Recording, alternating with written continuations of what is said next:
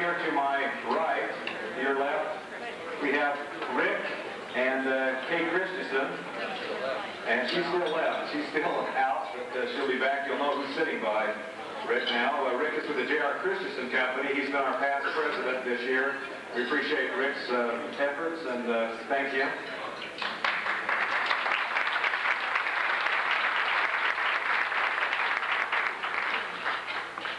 Next to him we have Nadine and Frank Davis.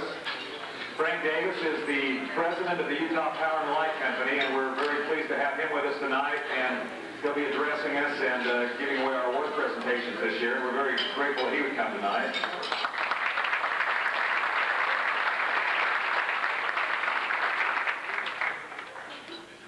Next to Mr. Davis, we have Shelley Fagel. Shelley is the Vice President of Marketing and Pricing for Utah Power and Light and Pacific Corp. And she is our Vice President of the IEA this year. We thank her for coming here tonight.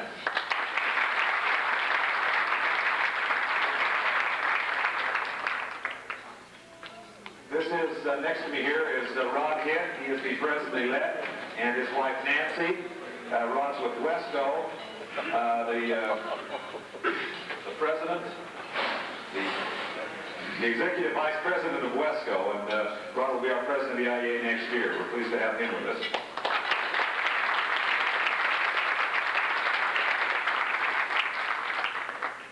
To my left there, well, we'll wait a second.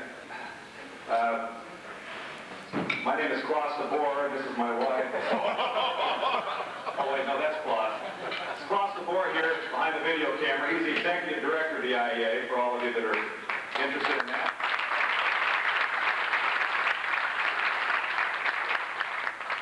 The Secretary of the IEA, Tracy, would you stand up? And Todd, would you stand up for?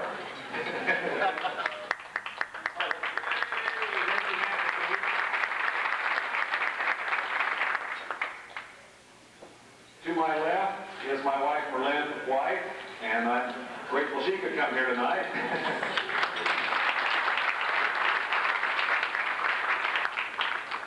We're very pleased to have next to her Dr. Craig Pace from Milford, Connecticut. He's and his wife, Linda, and he is going to be our speaker this evening. We're very pleased to have him with us.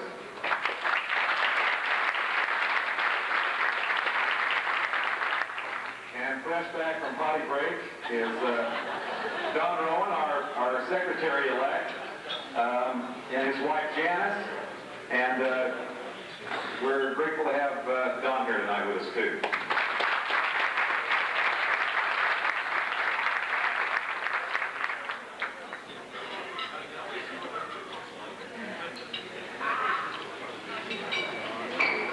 We'd like to also thank members of the press for coming tonight, and we'd like to acknowledge their presence and thank them for coming and supporting these Intermountain Electric Association functions.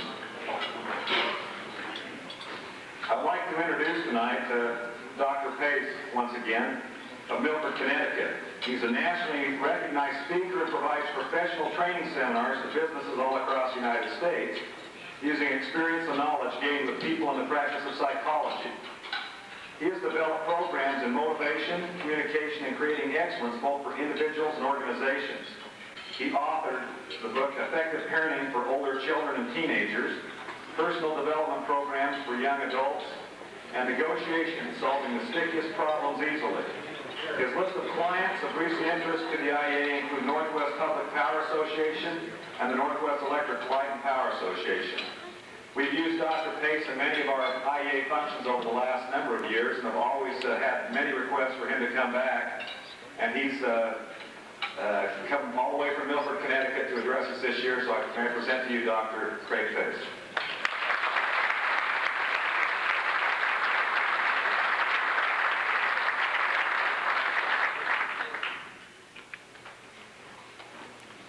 Well, thank you. It is a pleasure to be here this evening. I never thought when I was gassing trucks for Henry Bume at Utah Power and Light that I would still be associated this long after with this group. I do appreciate being here, and as I had mentioned before, I am grateful for the magazines and the linemen's trucks that helped me go into the field of psychology.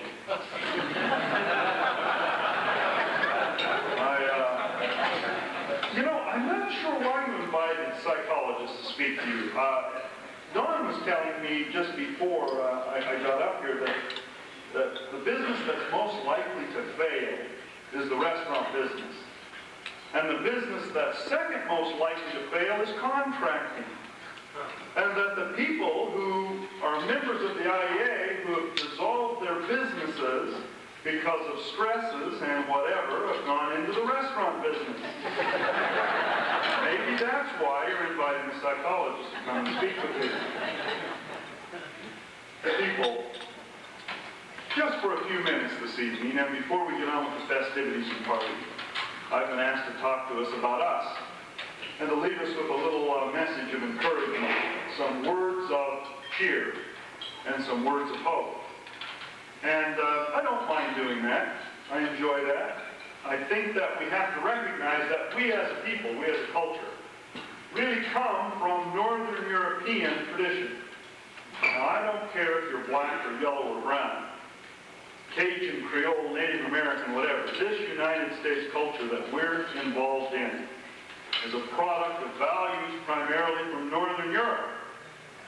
And those Northern European values have created for you and I a set of stresses that we need to be aware of and just talk about this evening for a few minutes to give us some insight about relationships.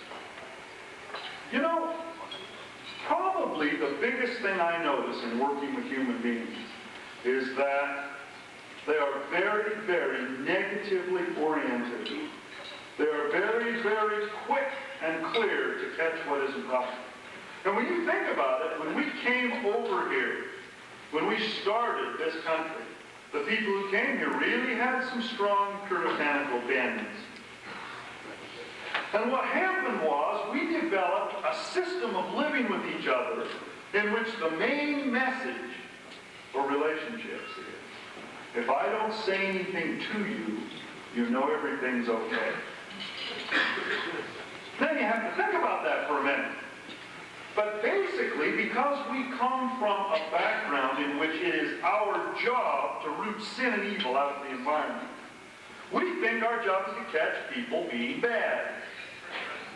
And so when we get those beautiful little bundles into our home, and sometimes we were some of those beautiful little bundles. Remember, we were born bald and naked. Some of us stayed bald.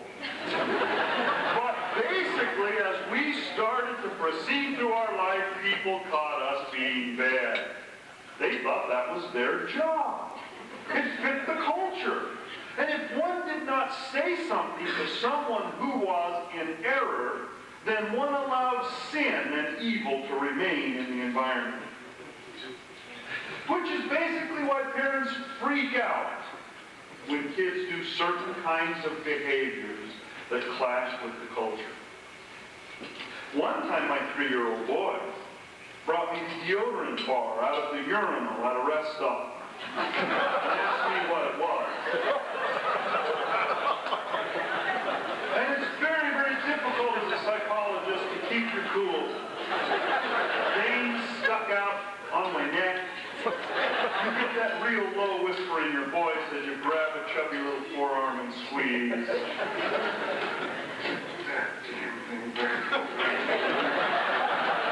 His little feet hardly touch the ground. Basically, we orient our lives to looking for those kinds of problems. And in fact, we believe basically that, don't we? We believe that if everything's quiet, we've done our job. Didn't Cosby tell us that the best? Isn't it true? Isn't it true? When our little people start to fight in a corner of the house, it doesn't matter if you have 1,200 square feet or 8,500 square feet in your living space. Any two children will fight with each other. And the frequency of an 8-year-old's voice is exactly the frequency to vibrate the bones at the base of your spine. So that when you hear the shrieking, you immediately rise to your feet, even when you know it would be better to remain seated. And you're drawn to the shrieking. You're drawn to the fight. And as you get to the fracas, you say magnificent words such as, what's going on here? Billy hit me. Billy, why did you hit her? She made a face at me. Why did you make a face at her? Because he hit me first. And then you say, in magnificent parenting, go to your room. Because parents don't care about fairness. They want quiet. But you see, the problem with that is you and I grew up that way. And because we grew up that way, we basically learned not to communicate except when there's a problem. Now, if you need to straighten something out, if there's an error in someone's behavior, it's just very easy to let words flow from your mouth and point out with preaching, lecturing, and moralizing the error of that person's ways. And because we've gotten so used to that as a culture, we go into adult relationships very much oriented to how we were treated as children. Now, I don't mean to sound so critical. Parents love their kids dearly, usually. And usually, kids come out okay. But you know, you get biased when you sit in the therapy room and you see just the litany of couples coming to you hour after hour, day after day, and the problems are almost always the same. And they deal with the fact that it's very difficult for couples to communicate on a level that is supportive and positive and helpful. And I can't help but believe that it got started back in those little roots of chubby little legs running out into the street bare naked and hearing all the lectures about how you can't show your wiener to the neighbors. And it's just not appropriate to behave this way or that way or this way or that way. And we end up, you like that, huh?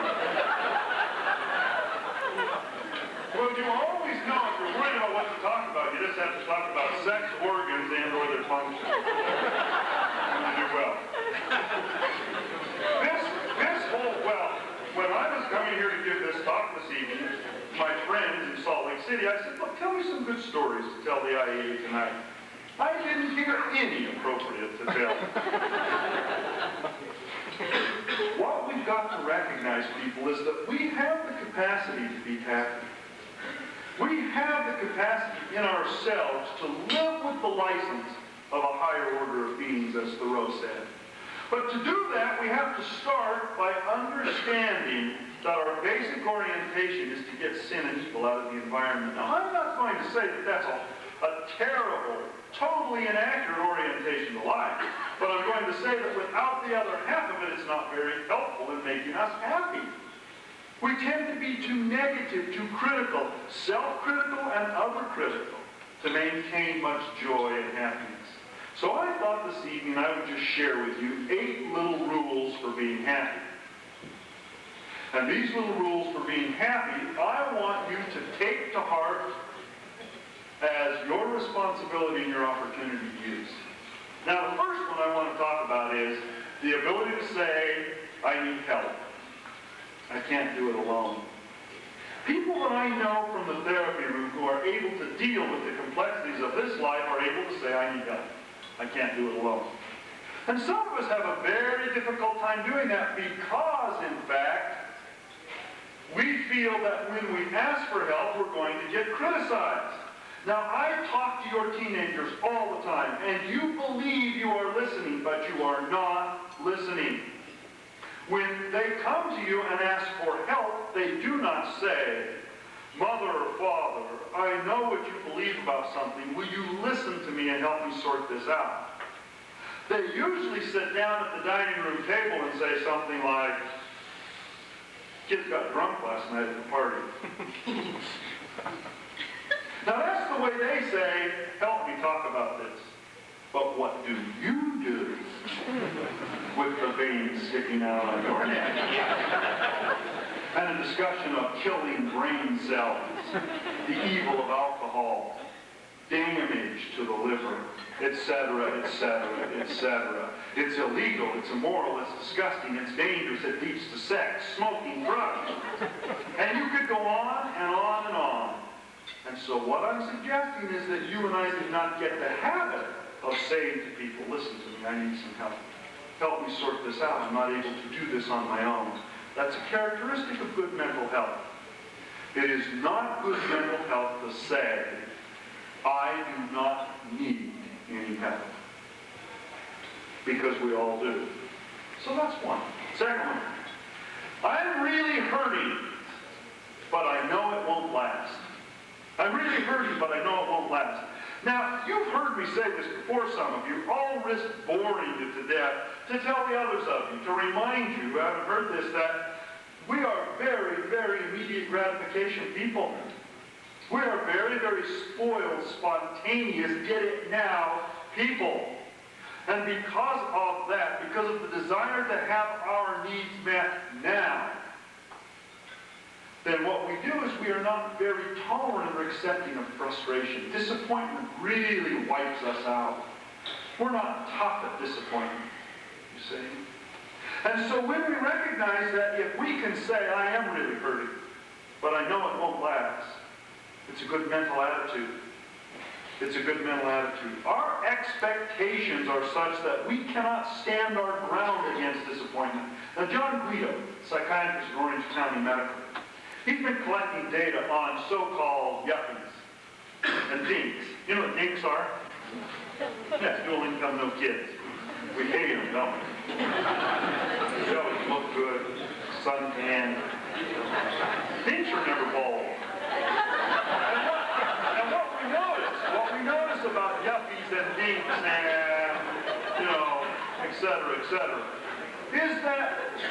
is that John Guido believes that 30% of us have a borderline personality disorder. In that personality disorder, we are so unable to defer gratification and accept responsibility for our behavior that we blame everyone else. We're so externally directed. We're so unhappy with what everyone else has done to us. And so I'm recommending that next to saying I need help, I can't do it alone. We acknowledge I'm hurting, but it won't last. But it won't last. And it's very hard when you're in the doom and despair of I'm hurting to remind yourself that it won't last. You may think it's positive mental attitude BS, but it works. And you need it, because I have forgotten what winters here look like. The other thing I want us to do, third, is I want you to do the right thing. Now, this is not a very popular message. I should really be doing this in church, right? But I have to tell you, in my therapy practice, I feel obligated to remind you and I that what really brings happiness is doing the right thing. People have got to face that. Chasing gratification and pleasure at the expense of doing the right thing does not bring happiness. And people have got to remind themselves of that. We have too many of us that don't spend much philosophical time saying what really would make me happy. And I know you believe that having a lot of money would make you happy. I know you believe that.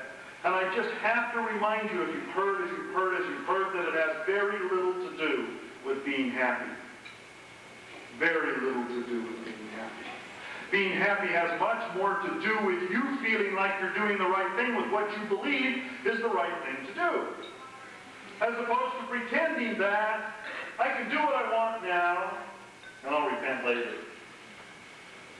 Now, when you live your life so that it is not secondary to some other goal or value or existence, you're not happy. William James said, and he was right, you have to live your life as if your life was not as important as things that you value and believe in. And that helps you get a base in doing the right thing. And so even though it sounds kind of churchy, I want to remind you that the people come to therapy and then they spill their guts, and I love them dearly. But in spilling their guts, they mostly are tortured and tormented for not doing the right thing. Frankly, I believe if our culture was more accepting and willing to let people talk about how they feel and what they really do, that we wouldn't have so much guilt and anxiety about getting it solved by talking about it first. But we have to hide it for so long until it reached clinical proportions. And then after it reaches clinical proportions, someone else makes us go talk about doing the right thing. And so one of the other reasons that it'd be nice to catch people being good and be just a little less critical of the people we love the most would be that it will help them talk about doing the right thing without feeling criticized and judged. Well, that's another one. I need us to be bridge builders. I need us to be bridge builders. I need us to extend a hand of fellowship. Now, who wrote the song, "Pride is the chief cause of the decline in the number of husbands and wives"?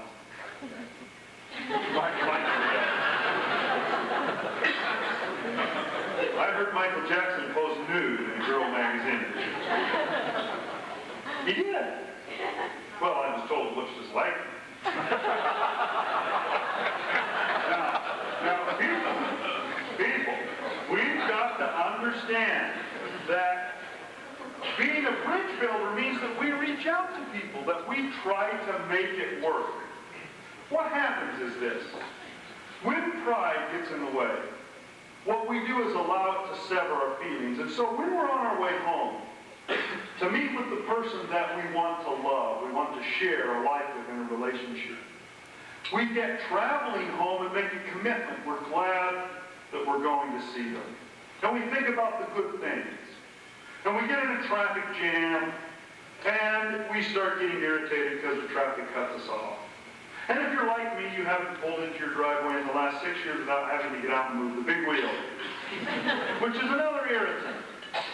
And when you walk in the house, there's usually some TV program inane at some high level of decibel. And usually things are not like you expect them to be because you're tired and you're hassled.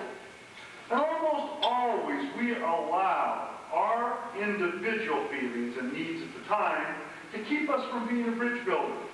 When all we need to do is just be tender for a moment, put our agenda on hold, and seek first to understand. The problem with people today often is that we seek first to be understood. And when we seek first to understand, we can be a bridge builder. And we can allow the person that we live with to talk about what they need to talk about first.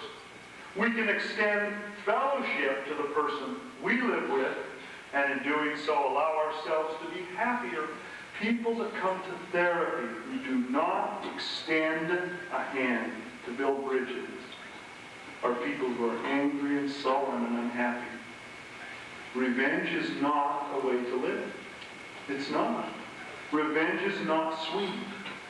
Revenge is usually not doing the right thing. And people usually have a lot of trouble with the people they love the most because they're so emotionally involved. You realize that we use our worst words for the people who are the closest to us. We would never talk to people on the street. We talk to the people we love. And so we need to remind ourselves the importance of extending a hand to build bridges. Number 6, we've got to have faith in the future. People who are happy have faith in the future. Remember when we did nuclear war drills and got under the desk? Remember that? Well, we're the ones now living who got under the desk for the nuclear war drills. Created a level of anxiety and preoccupation. We have a level of anxiety and preoccupation that our economy is falling down. We have a level of preoccupation and anxiety about our sexual performance. We have a level of preoccupation and anxiety about our worthwhileness, about our parenting, about our worthiness at work. And all of us, in a great measure, worry that things will not survive. But I want you to realize that if you have enough mental health to be happy, you've got to have faith in things. Now, I don't know that you've ever heard the word faith used that way. You always think of faith in a religious way. But really, we have a lot of faith every day, don't we? We have faith in the other drivers on the road, that they're going to stop.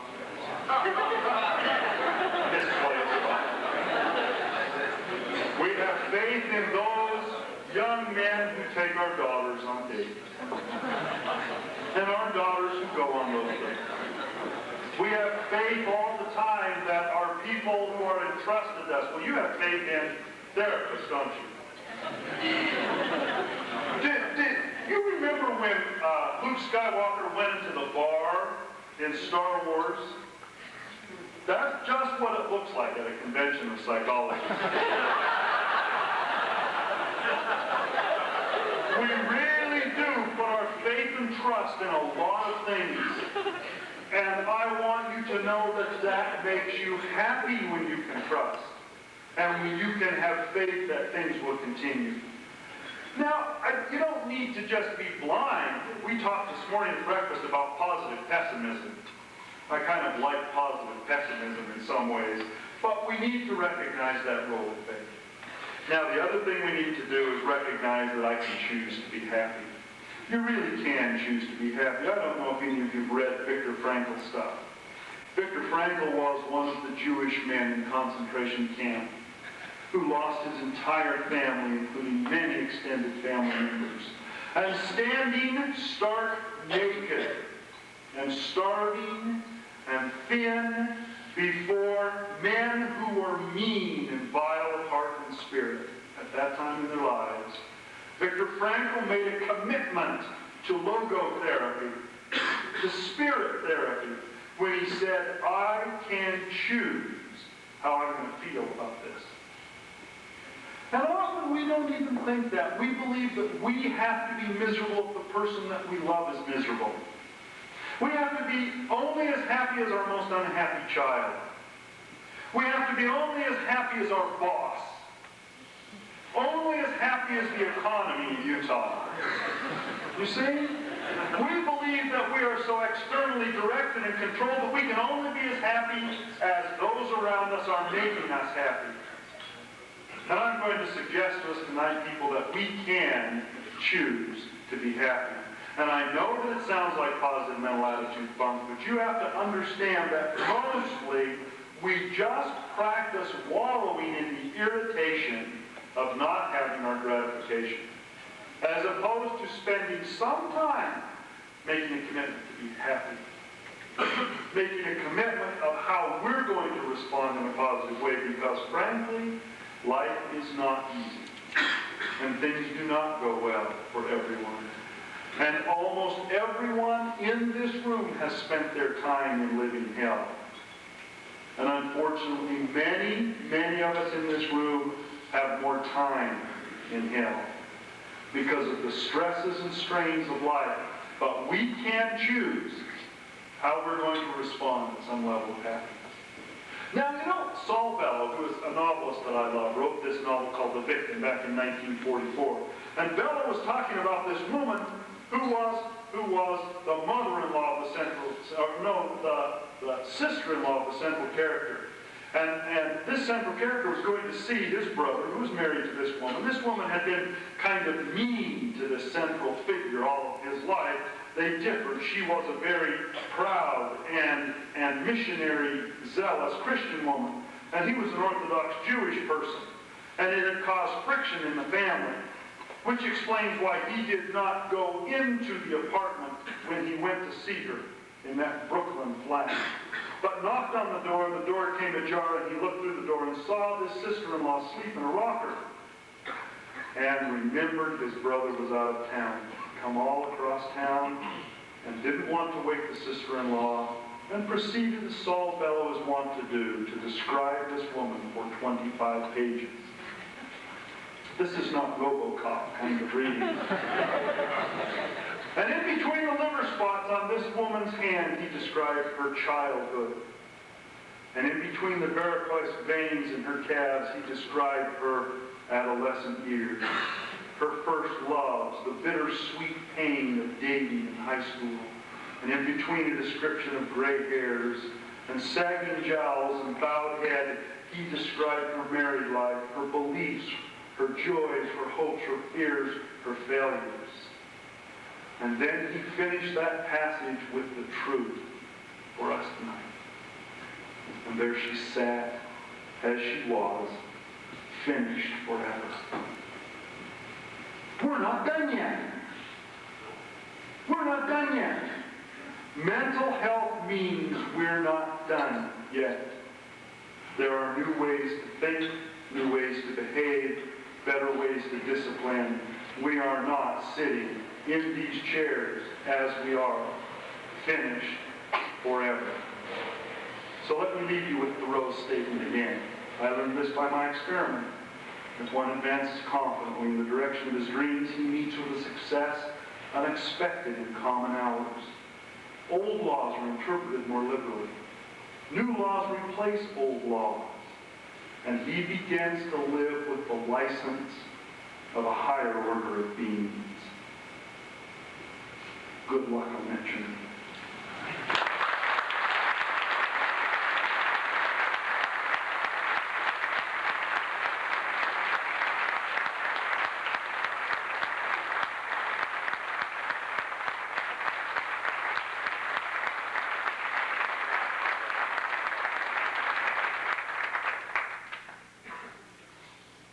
Thank you, Dr. Pace. We always enjoy having you, and I'm sure that we'll have you again in the future. It's always very enlightening to have you with us. Well, I'm excited to be here tonight, and I'm excited you people came here tonight.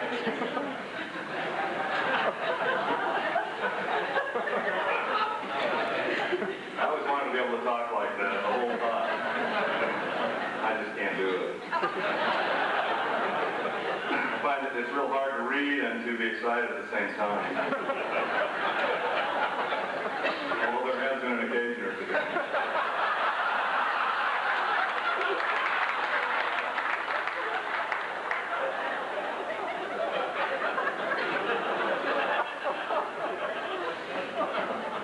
Those interests that we could be that.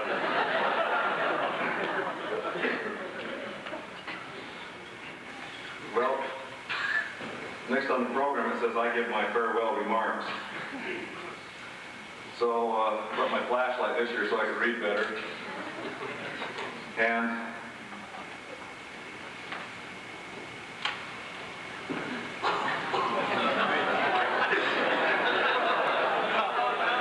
so we were here last year. We established a new tradition in the IEA. Actually, tonight I was trying to avoid this, and we have tried to get the comedy team of Jameson and Hawkins to bring this program to a higher level. They both have previous engagements this evening, so we'll continue with a long-time tradition, well in its second year with the IEA, that was inspired by our past illustrious president, Rick Christensen, the slide and joke portion of the program. Rick was kind enough to help us to choose our menu tonight, and I hope you all enjoyed it. Did you especially enjoy those cream puffs? The hotel apologizes for them and that they were served by mistake. They were supposed to be served tomorrow night at the BYU football team banquet.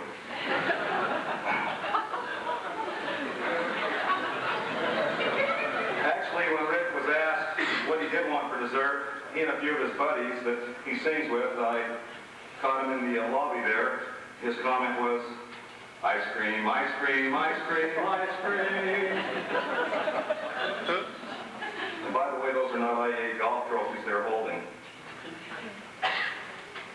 This is the capital of the state of Utah.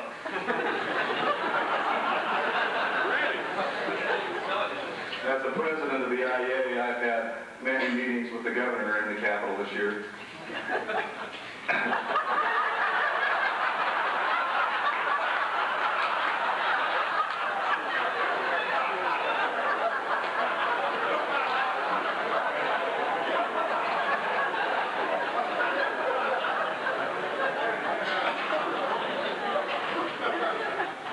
Make one comment about, Klaas, are you still over there?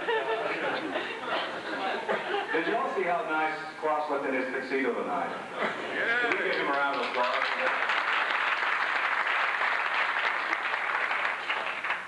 In this tuxedo, I was supposed to look like Klaas. I don't think I quite made it. But I've become so excited wearing it that I think I'm really going to be in the clothes from now on. As a result, tomorrow, 8 a.m. sharp, State Fairgrounds, I'm going to be there looking at over 2,000 in a suit.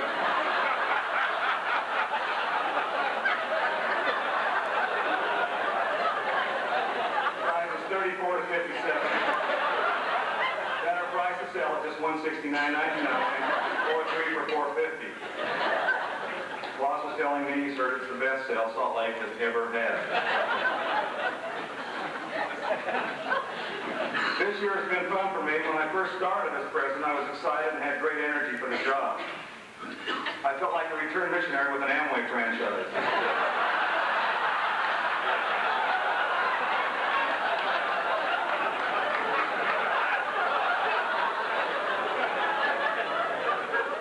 But like many of us in the industry last year, the recession brought a lot of work. And that combined with all the IEA and other stuff I had to do, it just wore me down. Then I started to feel guilty and worried. I couldn't sleep very well in the afternoons. And so oftentimes I'd just go to the gym or just stay at work till 5 o'clock.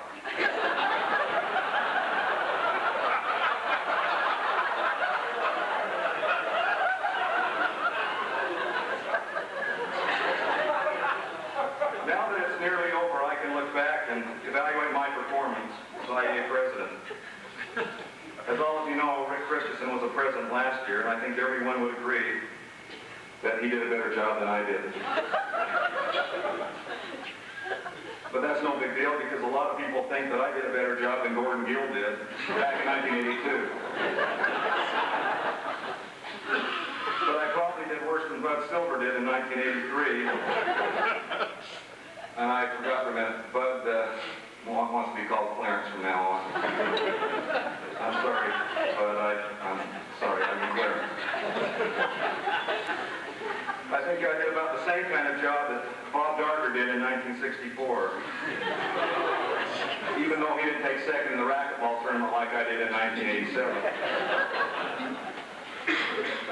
And though Rick beat me in the tourney that year, some say Dale Brown was better than Rick in 1961. And could probably beat him in racquetball and any other one-on-one sport.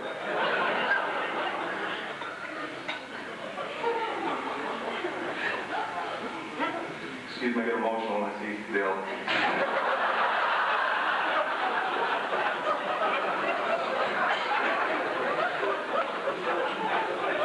And Jacob Vaughn, he was our first IEA president, and he did a better job than any of us.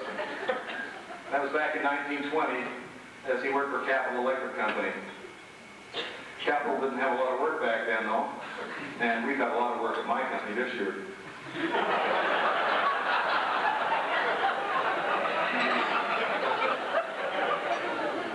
But I did talk to Jacob the other night, and he told me that I was one of the most average presidents the IEA had ever had.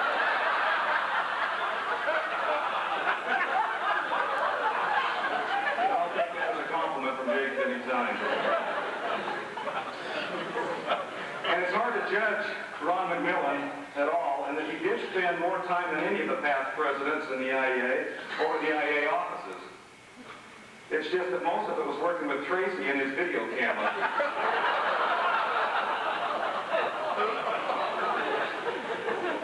And Tracy and Ron did tell me to apologize to you for not telling the truth about knowing Hollywood directors. You'll always be a star to me, though, Tracy. And I mentioned Tracy because the IEA does have one of the finest executive secretaries in a 13-state radius. Would you agree? Yeah. I know she's a lot better than the secretary of the Texas Electric Association, but she may not be quite as good as the one in Ohio, from what I hear. But she does get my vote for Secretary of the Year. We're so grateful that Klaas hired her. But how could she refuse after he read her want ad that she had run? It read, Secretary wants job, no bad habits, willing to learn.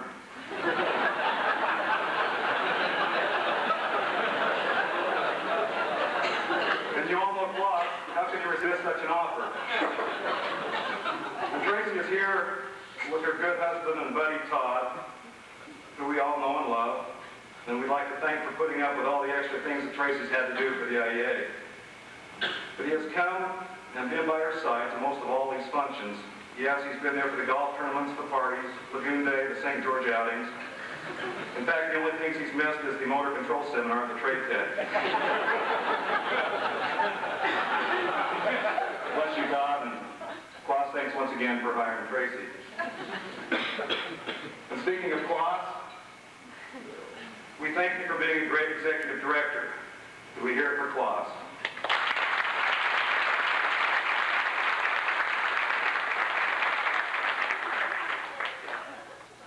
And did you also know that Klaas is right now the International Electric Fleet Director? That's a true story. Klaas is a professional and is probably the best director in the country. But looking at it on an international basis, there is a director in West Germany that may be just a little better than Klaas. But that is strictly hearsay. So Klaas does get my vote for Executive Director of the Year. He's a very colorful person, as you all know, and is not easily offended. In fact, only one thing bothers him, and he's asked me to quote him once and for all, "My name is not Klaus." The only other quote from Klaas.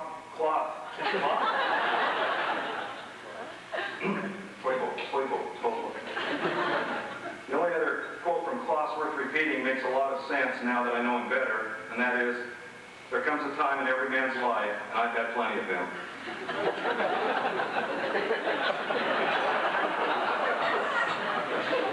We have made a few changes during the last year that has helped the budget of the IEA immensely. One was moving to our new location on 700 West, which is Clarence Silver's building. And the other was, of course, to downgrade Klaas's company car.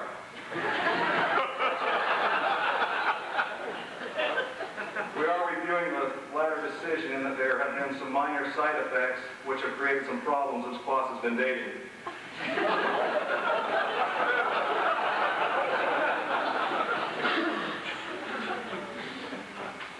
This is another shot with me and the governor. As you know, we have many private meetings this year with one.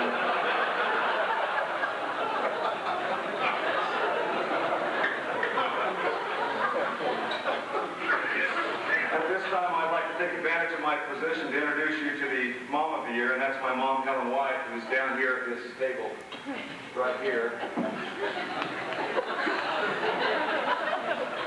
Light, you can do lots of things with it.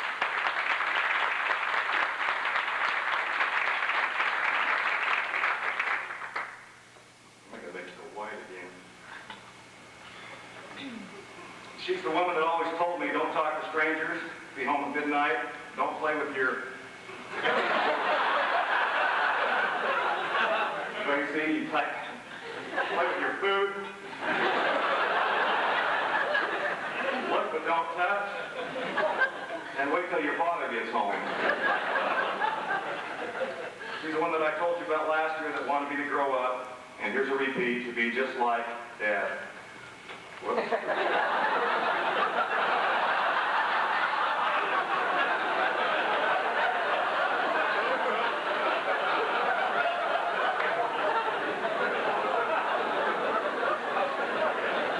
And honestly, Dad, I've tried.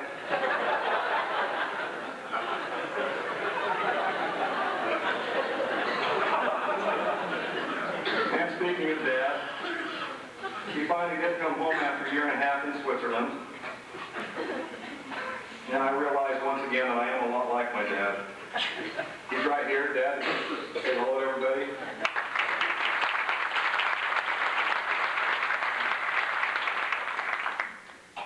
We are a lot alike. He was once secretary to the IEA, and so was I. Dad used to work in the electrical business, and so do I. Dad loves to play golf, and so do I. Dad used to win all the IEA golf tournaments, and so what?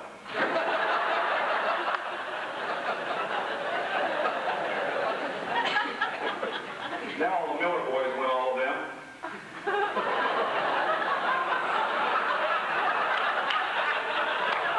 That's as good as it's going to get, you swines.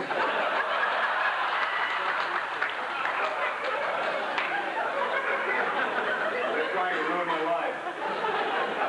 My dad has disowned me. with Doc Terry and Jeff Miller for years. I've even considered cheating at golf just to win an IEA tournament. But Jeff Miller tells me it isn't worth the guilt you feel afterwards.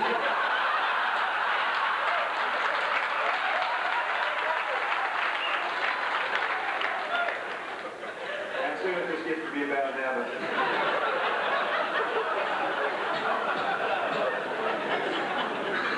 It would also be very difficult for me, John White, to do something like that. In that I'm expected to be an example, and I am one that has come to be known as the spiritual theory of the industry. Anyway, back to Dad. Now that I have found him, you will be seeing him at the golf tournaments this year, where maybe I can ride his coattails into an IEA golf trophy. And by the way, this is a picture of my dad I took when he answered the door on the day I found out where they'd moved to.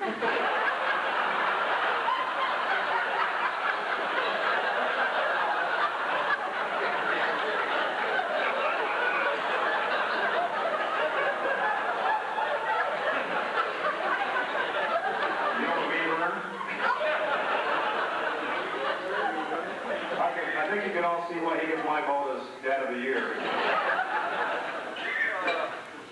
And of course, here's my vote for the Utah Governor of the Year.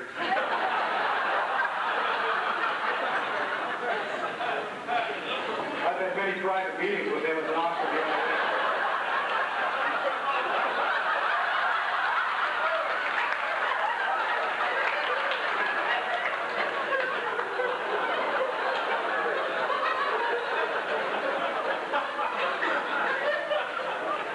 I've helped him a lot this year. And he may not be the best governor, but he's better than the one in South Dakota. Another great tradition that we've established in the IEA is that of the scholarship awards. We made many young people and their parents very happy this year by helping them financially with their schooling. We're very pleased with this program and how it's going, and we'll continue to seek your support in helping us fund this program. Another thing we worked on this year that we added at the last minute for the benefit of Frank Davis is, of course, the electricity there's no substitute sign.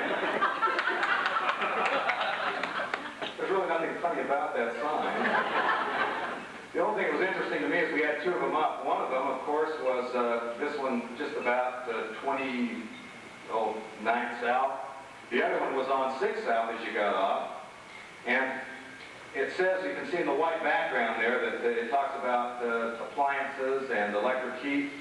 But it was really interesting on the one on the off-ramp that right behind that sign was another sign which showed that there are other ways to keep warm.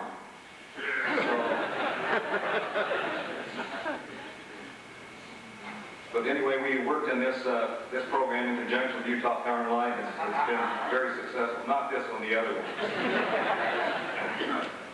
We did a lot of valuable things like that this past year, including several meetings that I had in person with the governor.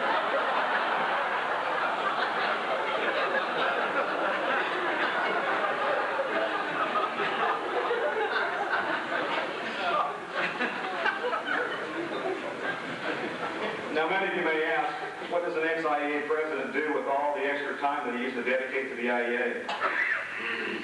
And with the meetings, like with the governor and stuff like that. Well, Rick has set a good example for me. He's found that spending time with the local National Guard can be very rewarding.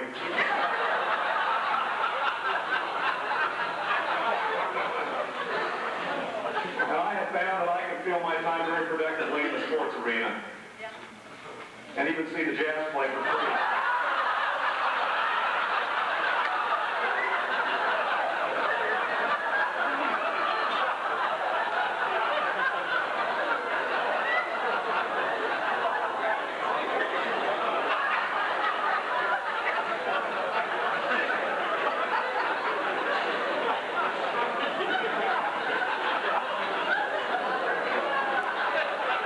Really beats the heck out of the alternative.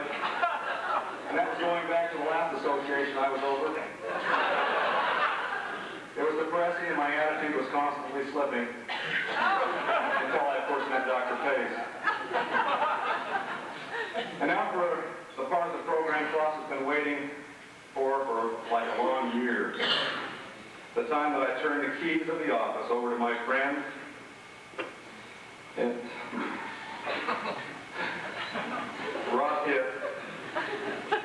Rod hasn't been like a brother to me. Oh, not like my real brother Lee.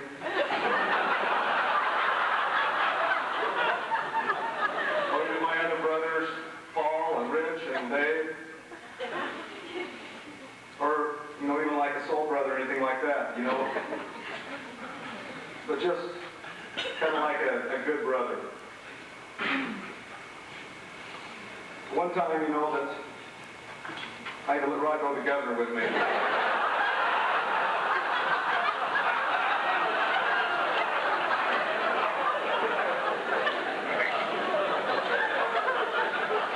governor had him wait in the lobby while we had our discussion.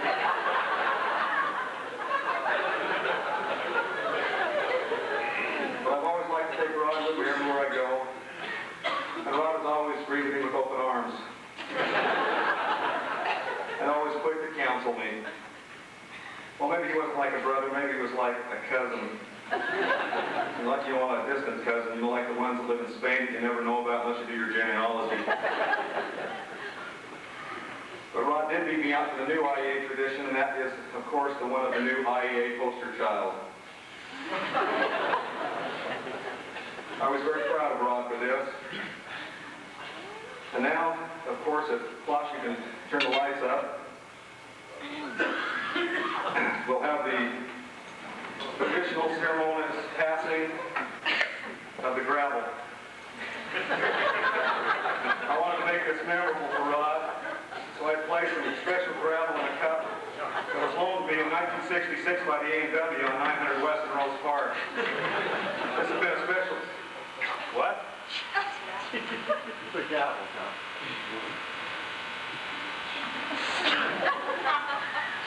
Thanks, Tracy. You type this little hammer. What you have, passing the gravel or the gavel? So without any further delays, in fact, I've got a meeting with the governor in about... I'd like to present this award and this gavel to Mr. Rod Hitt, next year's IEA president.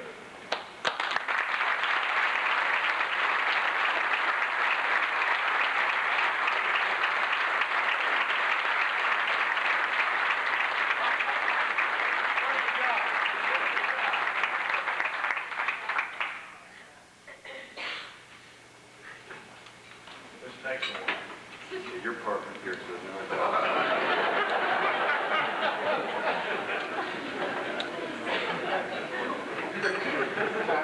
How does one follow up John White? I mean, really, one of the most colorful guys I've had the pleasure of knowing.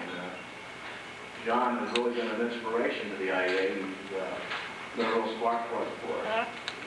He's spearheaded this annual event for the last 2 years? 3 years. 1.5 times. But with John, he's very effervescent. He keeps it up. He helps our membership grow.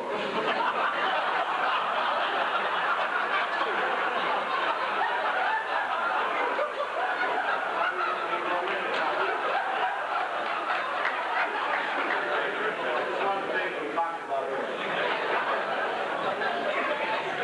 With a colorful personality like he does, that he possesses, El Presidente John White, what can you say? The guy has been wonderful for the IEA.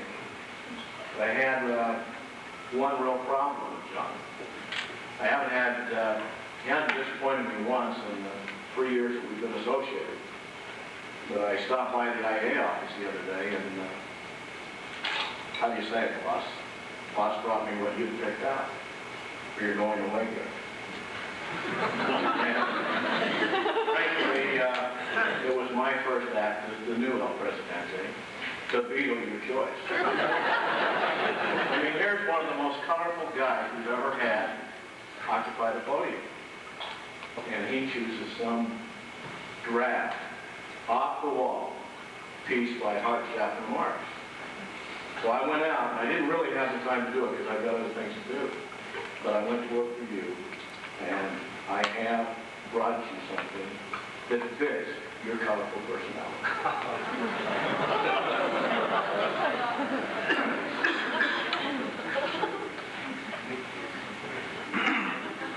I've said it once, probably twice, and I'll say it a third time. John, we appreciate the service you've given us.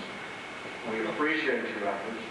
We appreciate the growth in the membership, the scholarship program, the outdoor lighting program we brought back with Utah Power and Pacific Corp. We appreciate what you've done for us.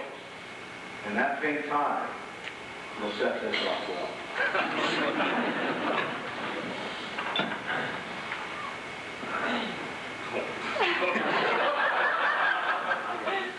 It's beautiful.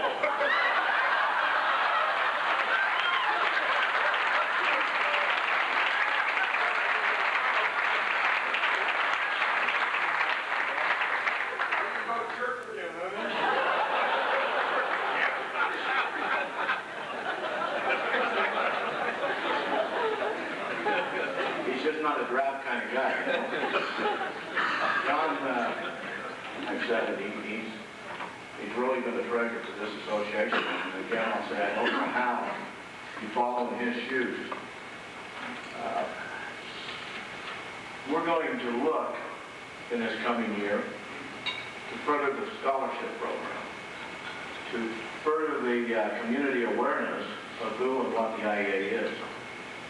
The outdoor lighting program that Utah Power and IEA supported last year. Various awards that were given out in our first year since, I believe, the 60s sometime. The energy points of the late 60s that got us out of that lighting program. And, you know, Christmas is a special time of the year. And it's an apropos time of the year to recognize electricity and some of the values we never think of. When we light up the front lawn, we light up the home, and we do the things that show the rest of the world that we're putting things aside temporarily, that we generally are out in the streets fighting for, and you know, just after everything we can get, we take that special time of the year to decorate the home, the front yard, and what have you, and demonstrate a little bit of that peace, goodwill, and fellow men. And it's nice as the IEA and Pacific Power Corp, Utah Power, to be associated with something like that. And I'm sure that in the year 1989 that the exposure and acceptance will be much greater. The scholarship program that we had last year was very successful.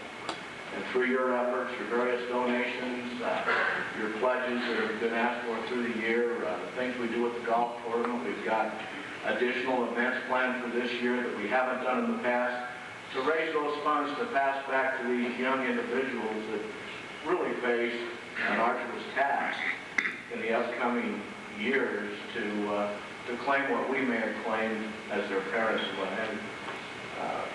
It's truly a salute to our organization to have that kind of involvement in the community.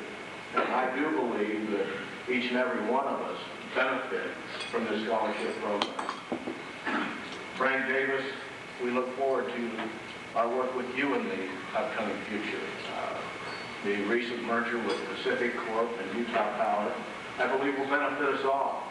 And our ongoing relationship with Utah Power and Pacific Corp, we look to bigger and better things, and it's hard to improve on what we've had. So we do look for that. We look to grow the membership of the IEA this year. John and Rick and Ron have all been very much involved in the growing of that membership. We've had some good programs to grow that membership with, the insurance and what have you, but I think this community involvement and doing something over and above what we've done in past years will help us to grow in those areas. And it's my commitment to you to further those causes. I want to thank each and every one of you for your support and look to your continued support for the upcoming year. We as the IEA directors and the board of directors do the task hopefully, that you lay before us. We hope to further those causes and do them with your best wishes in mind. I'm not going to take much time. I don't have a slide presentation. I don't have the humor of John White. Can I borrow some? I asked you, he asked if I could borrow it earlier, he wanted to rent it to me, but, you know, as the night gets on and it looks dreary what I'm doing, he says, God, do something, help me. We, again, want to thank you for your participation. As talking to Klaas earlier today, this is a record turnout for this event.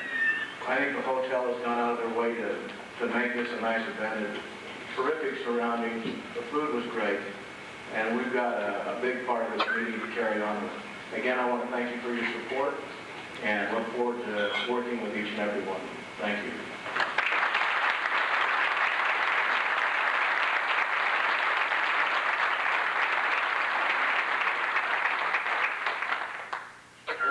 John White one last hand, and if you guys had mixed it with mine, you know, who would have known who got what?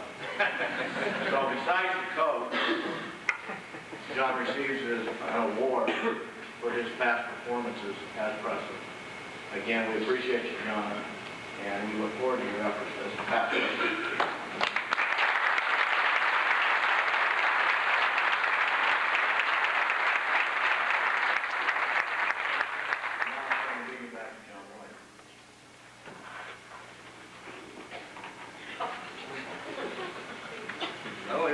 More of these slides.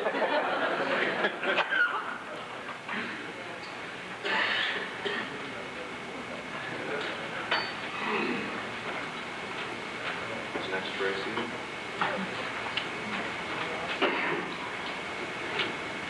I'm sure Rod will do us a great job, and we're real pleased to have him this year, and the efforts that he's put forth have been invaluable the last few years that he's been on the board and as one of the executive committee as well.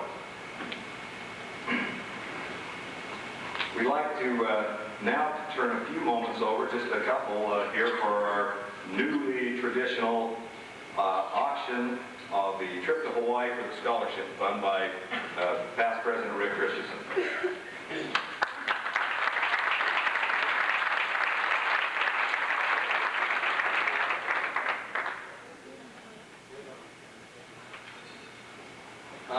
Just for a little information, John's also going to have a lot of time this year. Besides being past president and not having much to do, he no longer will be writing speeches for Reagan. Also, we've heard indirectly that Inkley is closing 3 stores because of the lack of slide business. For those of you that weren't aware, the reason why John takes the time he does up here is because he's the other brother, Darrell. It's interesting to be a past president. Some of you may wonder why John has wanted this job for 3 years, and those of us that have had the job as chairman of this annual convention were grateful when it was over. If you would look at the agenda that we have, that John keeps referring to, mine says, John's speech, 7:15 to 8:20. Rod Hitt, 8:21 to 8:35. Rick Christensen, scholarship auction for Hawaii trip, 8:35 to 8:38.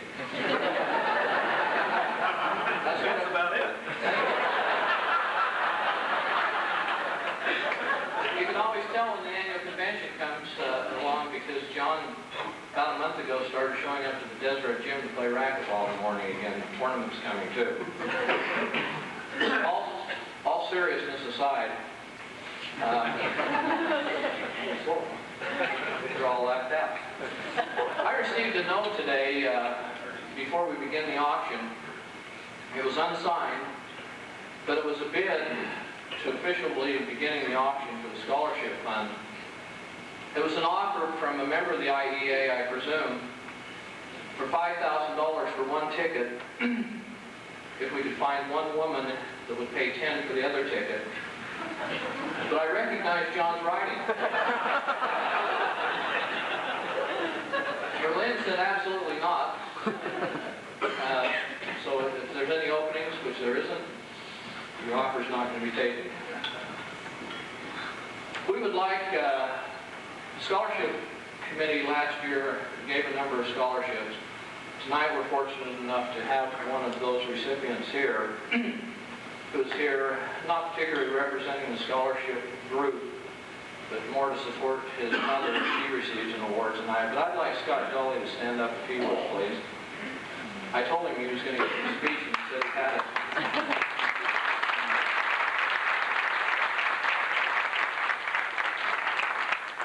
He indicated that he had carefully written a speech on his cup. So during the dance, if any of you like to dance with him, you can read it. There's no time allotted on the program. Scott is a wonderful young man. We're very proud of him as one of our recipients. For those of you that may want to know what kind of kids we have in this organization, this month Scott will be going back and interviewing with 2 universities in the East to be accepted, hopefully, into medical school. He is interviewing also at the University of Utah, but he is going back to Albert Einstein University, as well as Wake Forest, in hopes of being accepted into their medical program. These are the kind of kids that we had over 54 of them to choose from and give some limited scholarships. And in all honesty, we do have one person who has offered $500 for 2 tickets. And so we will begin the auctioning at $500 if anybody wants to exceed that money. All you have to do is raise your hand. Dale Holt, 6. 7. You can't play golf in Hawaii anymore. It rains too much.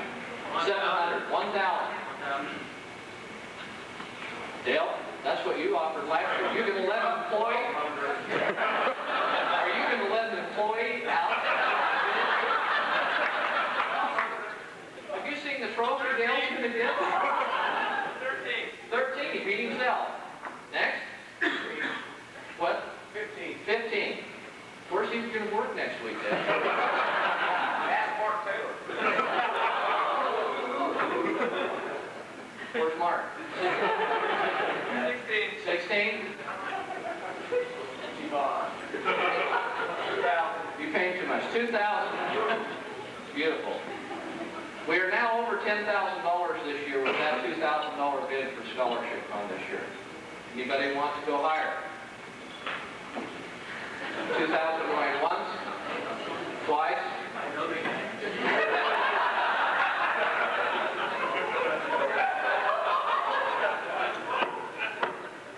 $2,000 to Dale Holt Codell Electric Supply. We appreciate that.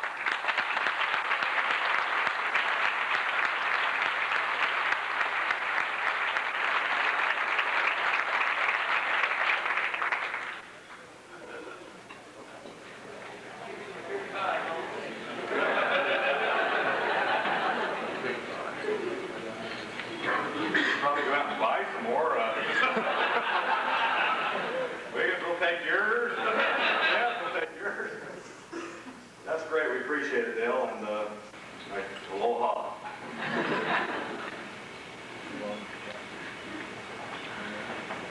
Yeah, Rod said he wouldn't mind if I loaned you my jacket.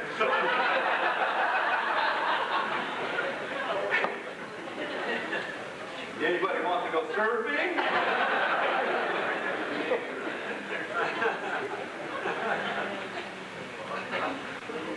Again, I'd like to state that we're very pleased tonight to have Mr. Frank Davis with us, the president of the Utah Power and Light Company. Frank Davis was born in Salt Lake City. He graduated with a BS in Civil Engineering at Purdue and did graduate work at the University of Utah. Frank started at Utah Power and Light in 1948 and has been there for these past 41 years. In 1974, he was promoted to vice president, and from there he went to a subsidiary of Utah Power and Light, Energy National Incorporated, to be their president. He was there from 1985 through 1987. In 1987, he was elected president of the Utah Power and Light by the board of directors and has been the CEO of the company since that time. Frank negotiated the merger of his company with Pacific Corp that we are all familiar with. Frank continues to live in Salt Lake with his wife Nadine. He has 3 children and 6 grandchildren. We're grateful, Frank, that you would share this night with us. Ladies and gentlemen, may I introduce to you the president of Utah Power and Light, Mr. Frank Davis.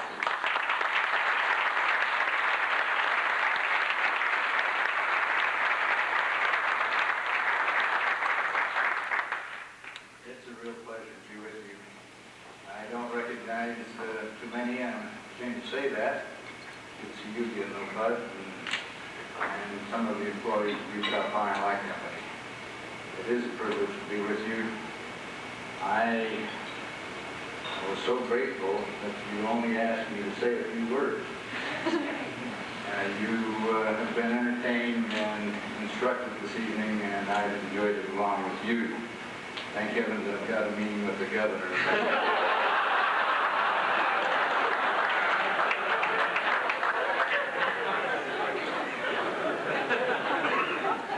I just want to give some thanks. I'd like to thank Shelley, first of all.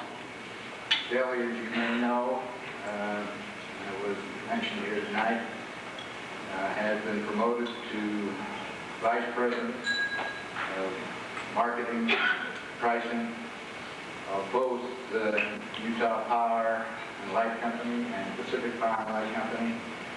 She will be relocating to Portland, but will be coming back and forth and be with us a lot of the time. Shelley has done a marvelous job with the company, and we are so proud of her and happy for this promotion. Thank you, Shelley.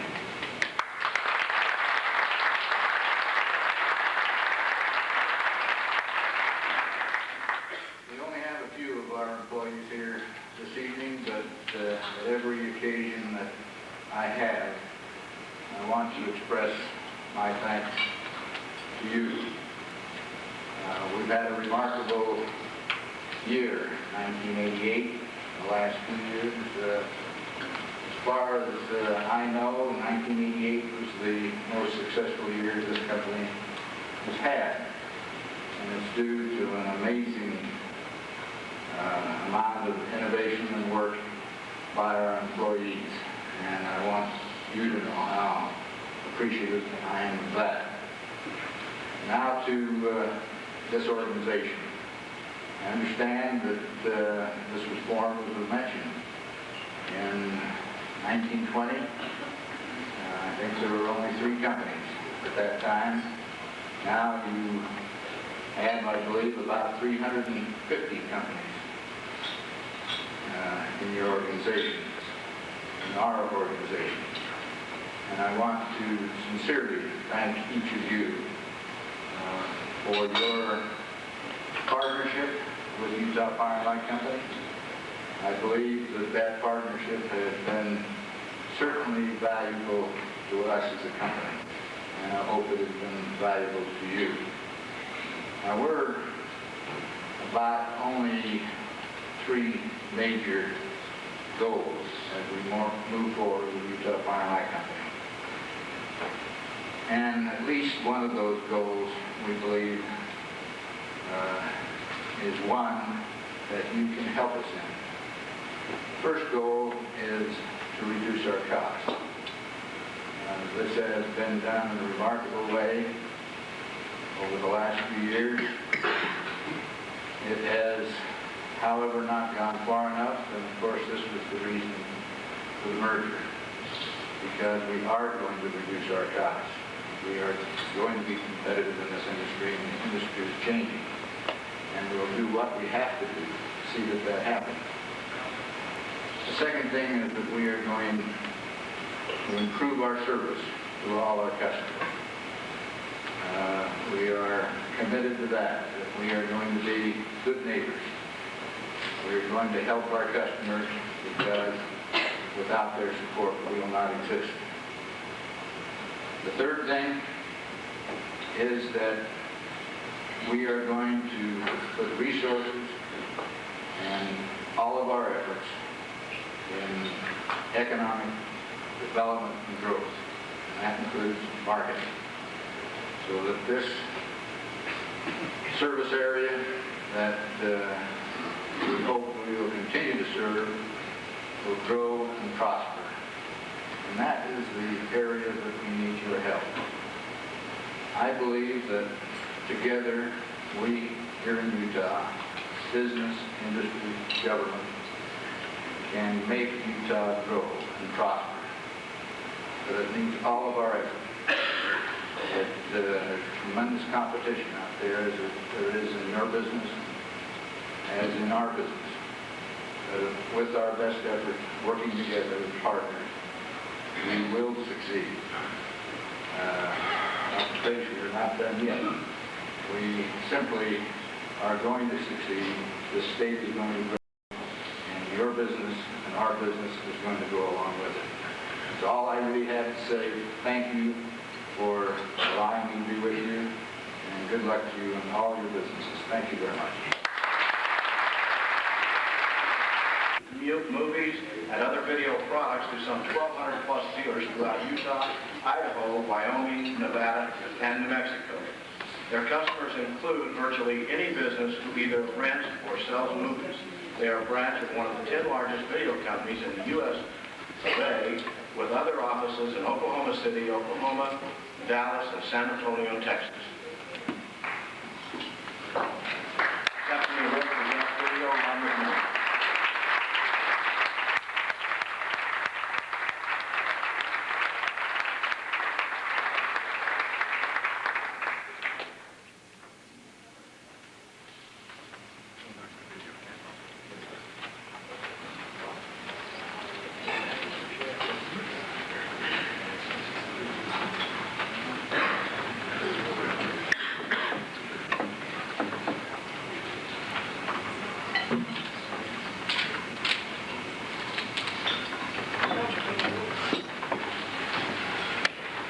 The next award is an Appliance and Electronic Distributor Award.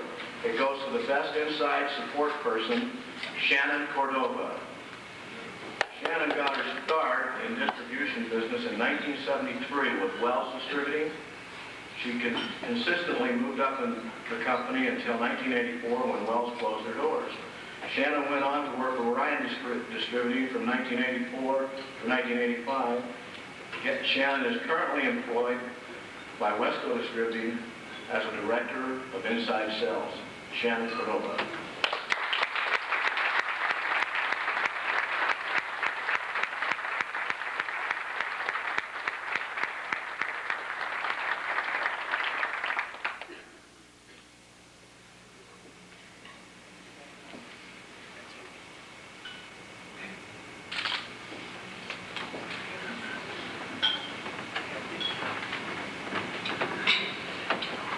The next award, Appliance Electronic Distributor Salesman of the Year, Bill Thomas.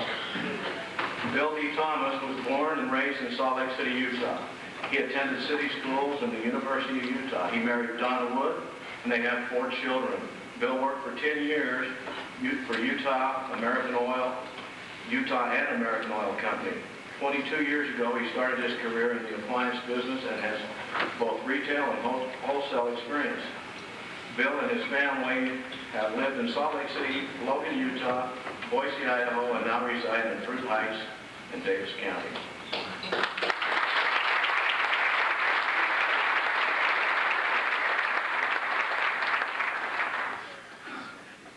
The winner for the Appliance Electronic Service Person of the Year, John Page.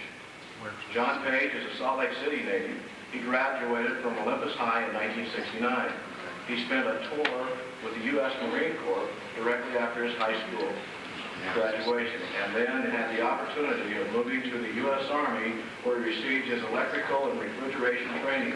During his tour with the Army, he was assigned to the power distributor section of the White House Communication Agency.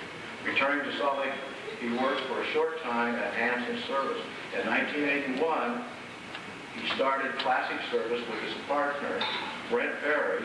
He attended LDS Business College. He is married and has 2 daughters.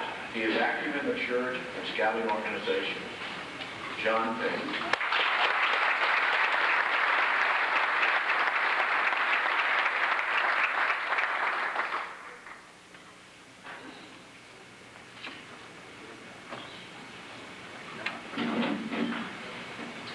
Our next award is for the Outstanding Appliance Electronic Distributor. That goes to Cali Distributing, which is a company that believes in teamwork, in shared success, and as Dr. Pace would call it, PMA, or positive mental attitude. They define opportunity as preparedness. And Cali Distributing devotes time regularly to in-house sales training and product knowledge, as well as self-improvement seminars for all team members. As for the future, the Cali Distributing team has great expectations and visualizes continued success and many opportunities. The team is here. Please help me congratulate them.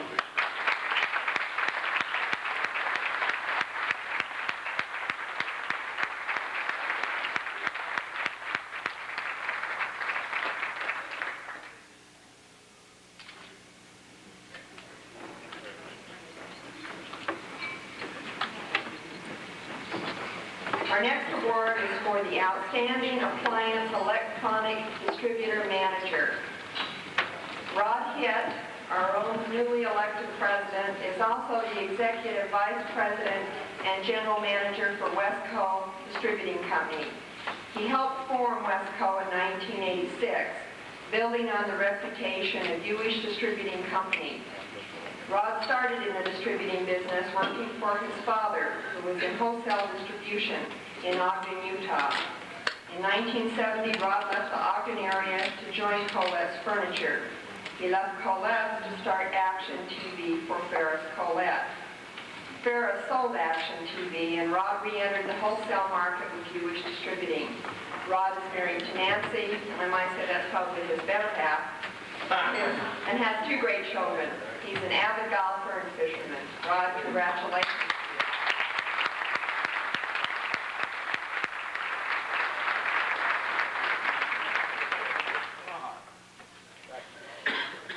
Our 1988 Outstanding Appliance Electronic Retailer Award goes to Granite Furniture. Granite Furniture was organized in 1910 with William B. Richards as one of the original founders. It is now being operated by the 3rd generation of the Richards family. The store is in its original location in Sugar House, but has grown from 9,000 square feet to over 290,000 square feet. Granite has had a store in Provo for 50 years and is presently constructing another branch in West Jordan. We appreciate that contribution to economic development, by the way. Granite Furniture has received many awards through the years for retailing excellence and has also been listed as one of the top 100 furniture stores in America by Furniture Today. Congratulations to you.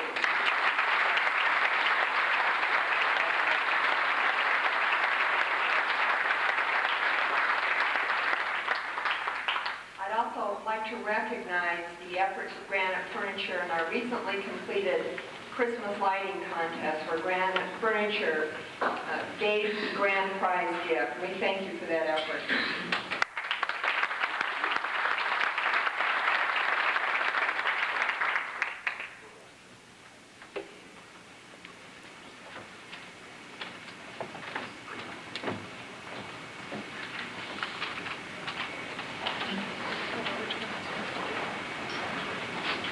The first award that I'm pleased to give this evening for 1988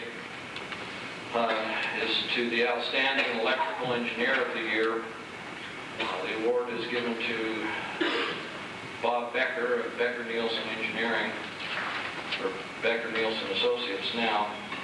Mr. Becker is president of Becker Nielsen and Associates. He received a graduate degree from the University of Dayton, a master's degree, and a PhD from Northwestern University in Evanston, Illinois. From 1970 until 1972, he was assistant professor of mechanical engineering at the University of New Hampshire before recently becoming vice president of an electrical engineering contracting firm in the Midwest. He moved to Salt Lake City in 1975 to join the firm of Nielsen Engineering, the predecessor to Becker Nielsen and Associates. From 1980 to 1984, he held the position of adjunct assistant professor in the Graduate School of Architecture at the University of Utah. He is licensed to practice engineering in 16 states. And we thank all.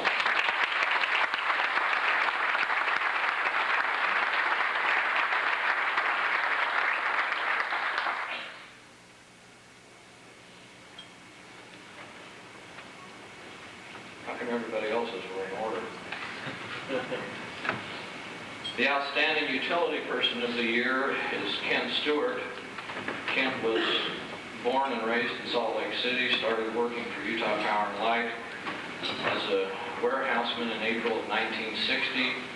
He has held many positions within the purchasing and accounting department and has spent the last 12 years in the commercial stores department. Hobbies include music, basketball, and fishing. He is married to Pat, and they have 3 daughters.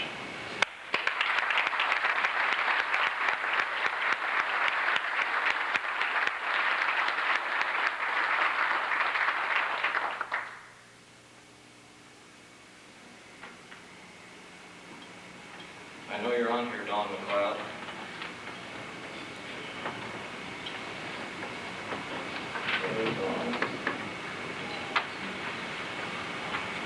The Outstanding Industrial Person of the Year is Don McLeod of Hercules Incorporated. Don has spent the past 15 years, or his first 15 years of life in New England, then moved to Provo, Utah after graduating from Provo High School. He went on to the University of Utah. He graduated in Russian history.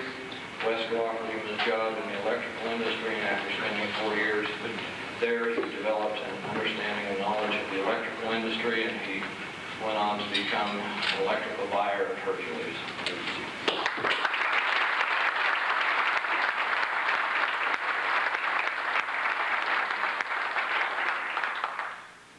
For the Outstanding Non-Union Contractor in Utah this year, we have 2 winners. First being GSL Electric, or Great Salt Lake Electric.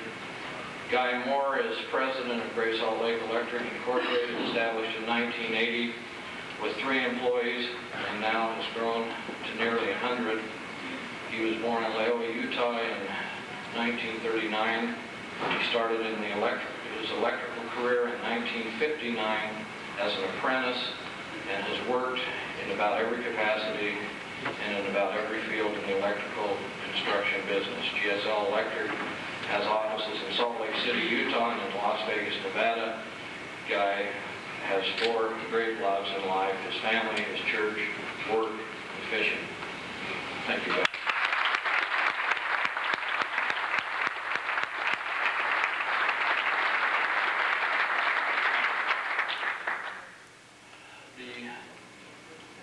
Tied winner with GSL Electric was Nuco Electric. With nearly 50 years of combined experience in the electrical contracting industry, Nuco Electric was incorporated in June of 1983. The principals of the company are Jeff Miller and Chet Green.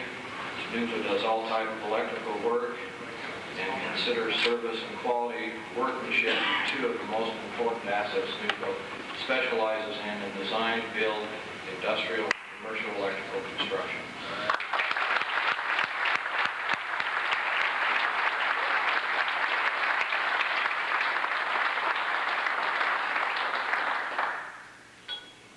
For those of you that have a program and are looking at these or receive them later, you'll find that the winner of the Outstanding Union Contractor Award, when his picture was taken, had just written John's speech. Cache Valley Electric Supply Company began operating in 1915. Steve wasn't there. He just graduated from high school that year. In Logan, Utah, it's continued under the law of family ownership and management since that time. The corporate offices are in Logan. In addition, a full-time office is located in Salt Lake City, and the field office is maintained in Ogden. Jack Love Jr. is president, and Jim Long is vice president. Steve Chilton is vice president and general manager of the Salt Lake office. Cache Valley Electrical Company performs all type of electrical construction and is now additionally serving computer communications, fiber optic clients in the western United States.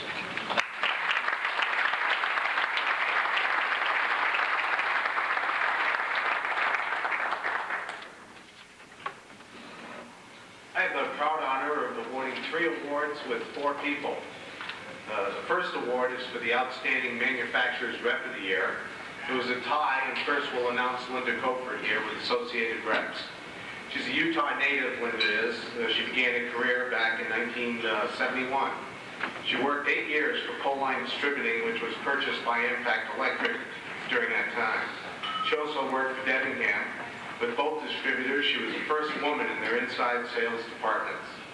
Prior to her starting her own company, Custom Power Products, now doing business as Associated Reps in 1982, Linda worked for a line construction contractor. She is one of the very small number of women across the U.S. of A. who own and operate an electrical sales agency. Linda has been a member of the board of the IEA and a current board member. Congratulations, Linda.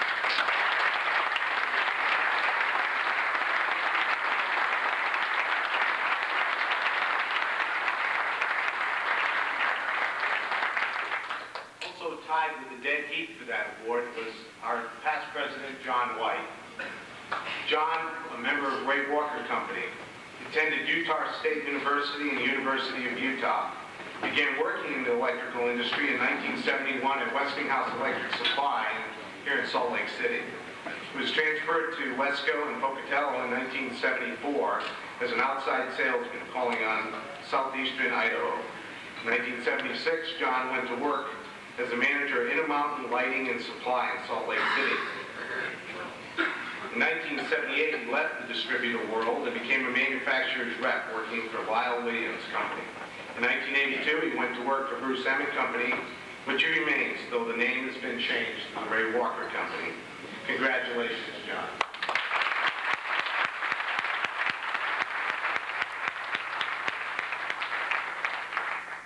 Now pleased to award the next award here is the Outstanding Manufacturer's Rep Inside Support Person, by the person that makes a lot of things happen throughout all our businesses. It's Shirley Sutherland with the Light Source.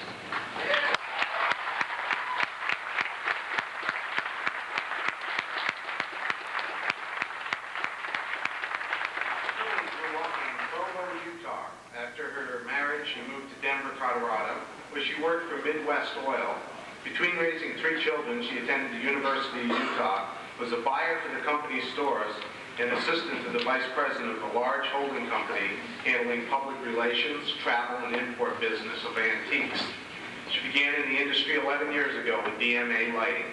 Last March, she joined the newly formed Light Source as office manager and head of quotations. Congratulations, Shirley.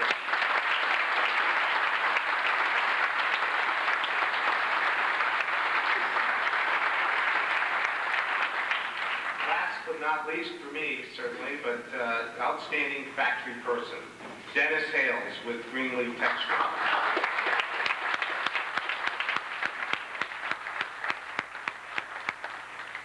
Dennis has spent most of his life in Salt Lake with his wife and 3 daughters. He attended Stevens and Nager College. Did I get that right? Okay, thank you. With an AS degree in business management, Dennis began his career in the electrical industry in 1973 with a local distributor. He served in various positions, with most of his time spent in outside sales. In 1981, he joined Greenlee Tool Company as a territory manager, specializing in tool sales. He presently travels in 6 western states, providing high-quality products and service to the industry. Congratulations.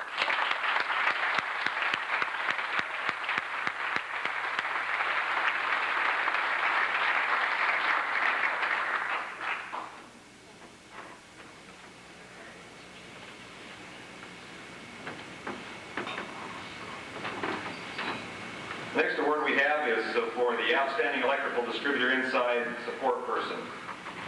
This goes to Scott Louder of the Electrical Wholesale Supply Company. Scott Louder worked his way up the steps of Poline until he became an inside salesman. In the mid-1970s, he accepted an offer to be an expediter for Spencer Merrill Company, after which he took on new challenges at Rand Equipment until 1981, when Electrical Wholesale offered him a position where he is currently working as inside salesperson. Scott enjoys his job and his hobbies, which include working on race cars and being on the board of directors of the Street Stock Car Racing Association, Bonneville Raceway. Congratulations, Scott.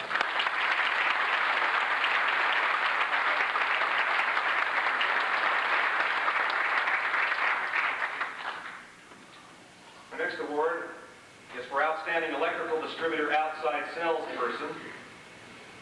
This goes to Todd Tyler, the Consolidated Electrical Distributor Company. Todd started working in the electrical industry by working 3 summers from 1976 to 78 at GT Sales, one of the local electrical manufacturer representatives.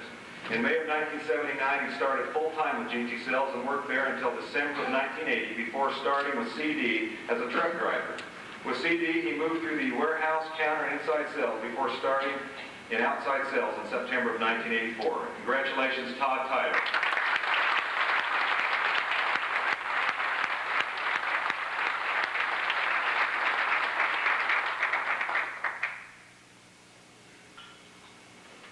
Our next award is a new category for us this year in the electrical distribution industry as well. We have, in the electrical distribution area, many people. We've got thousands of people to choose from these various positions, so we have created a new category, and that is for Outstanding Electrical Distributor Purchasing Agent. And this year's, the first recipient of the IEA's Outstanding Electrical Distributor Purchasing Agent Award goes to J.R. Holt of Codell Electric Supply.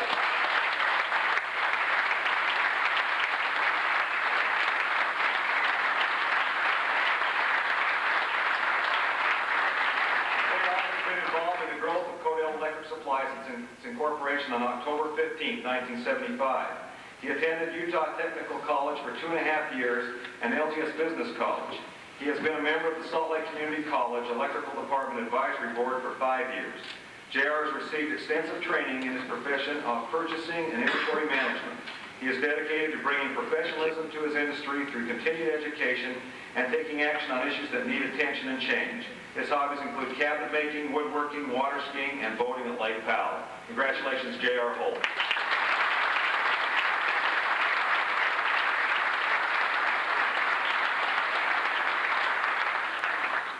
Our next is a 3-time winner since this award has been going, and it's been going now for I think around 5 years. But for the Outstanding Electrical Distributor Manager of the Year, it's Bill Kuykendall, once again, of Gray Bar Electric Supply Company.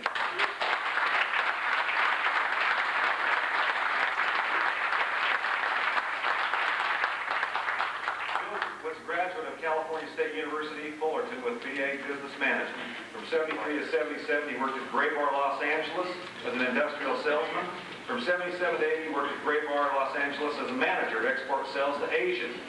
From 80 to 83, he worked at Gray Bar Singapore as managing director. From 83 to 84, he worked at Gray Bar Tacoma, Washington as branch manager. And from 1985 to the present time, he's been the branch manager of Gray Bar Electric Supply in Salt Lake. Congratulations, Bill Kuykendall.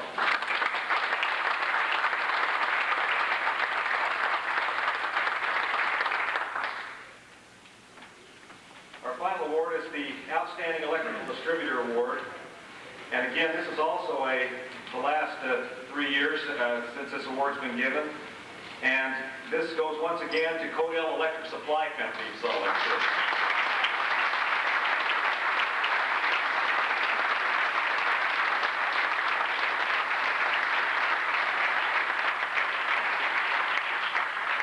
Codell Electric Supply was started in 1975. The branch employs 42 of the most professional and knowledgeable personnel in the valley. The management team consists of Dale Holt, President, and J.R. Holt, Purchasing Manager. The Codell organization prides itself in offering their customers value-added services that are unequaled in the industry. Congratulations, go. We have coming up Dale Holt, J.R. Holt, and Steve Wiggins of Codell Electric Supply Company.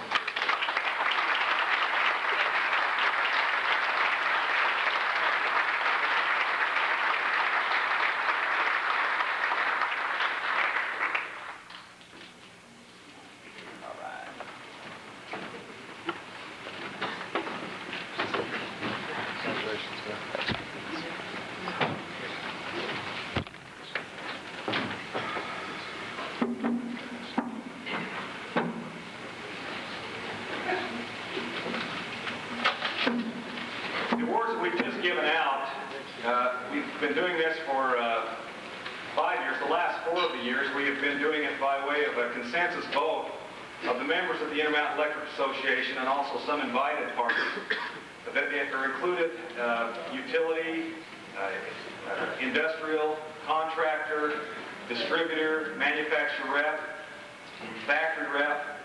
In each category, we've had a minimum of 45 different organizations voting for a first, second, and third place for these, and they don't vote for their own category. For example, a distributor would not vote for any of the distributor categories, but only for those that include reps, factory people, contractors, and industrials. And so, when the voting is all tallied on by January 15th of each year, we have a deadline cutoff at 5 o'clock. We stand with whatever votes have come in, and this is done by way of sending out ballots to those that have been chosen to participate in this, and it pretty well includes most of the companies within the IEA. And at that point, those votes are tallied and audited by our accounting firm, and the results are given to Klaas, and that's where they stand. So in cases of ties, we leave them as is. And so we wanted to let all of you know that we're going to continue this for years to come. And I think that it's added a great value to the IEA and to the professionalism that's out there in our industry. I'd like to congratulate those that have won tonight. Thank you.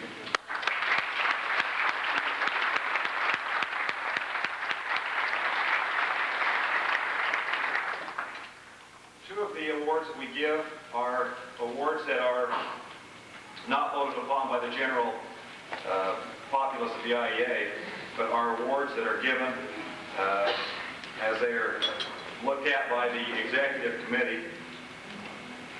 And the first one is the greatest contribution through service to the IEA. And this one, this year, for 11 years of devoted service to the IEA Logan chapter and its members, for his tireless efforts in administering and organizing the affairs of the chapter, and for commitment to offer those members of the Cache Valley chapter a viable and credible organization to represent their needs in the electrical industry. It's with great appreciation and gratitude that the IEA presents this award, which is the greatest contribution through service award to the Intermountain Electric Association, to Don Willey of the Logan chapter. Don?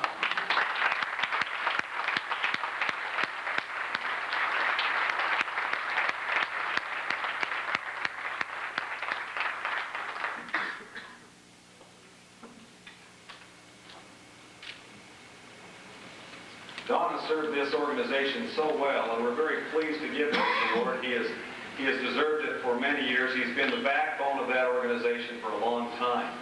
We found great interest in preserving these chapters that are local. Logan, Ogden, we met with them today at noon, and we had a good turnout there with that group. We're going to continue to try and get things rolling down in the South Countries. We have had members join us this year from Idaho, and so each year we're getting more and more members involved in the IEA, and I think that they can all realize that there is a great service the IEA can present to them, as well as men like this that are presenting a great service to the IEA, which helps all of us here. So again, we thank you, Don Willey. Appreciate you very much.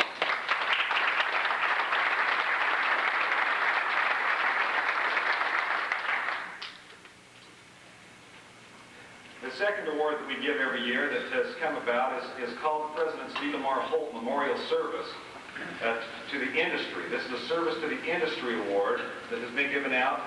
President D. Lamar Holt was a president 25 years ago, I believe, and his contribution to the industry was just immeasurable. He worked at the Utah Power and Light Company and served as president, and that service has been just almost unequaled in the past. The award was named after him some time ago, and each year the executive committee has confirmed the nomination of that person that is voted to this award. This year's recipient of the D. Lamar Holt Memorial Service to the Industry Award is not a stranger to our industry.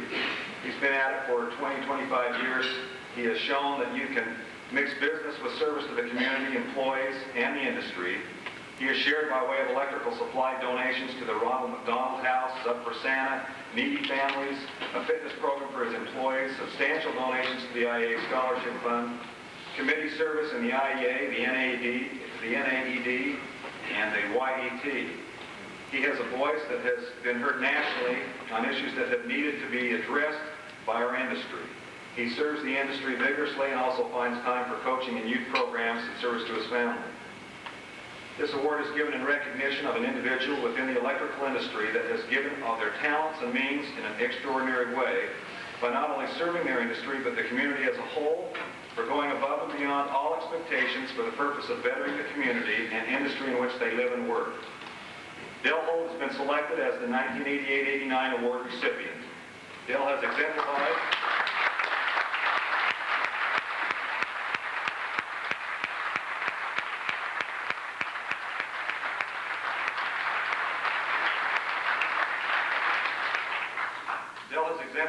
every aspect of the criteria on which this honor is based. It is with gratitude and appreciation that the Intermountain Electric Association and its members bestow this honor on Dale Holt.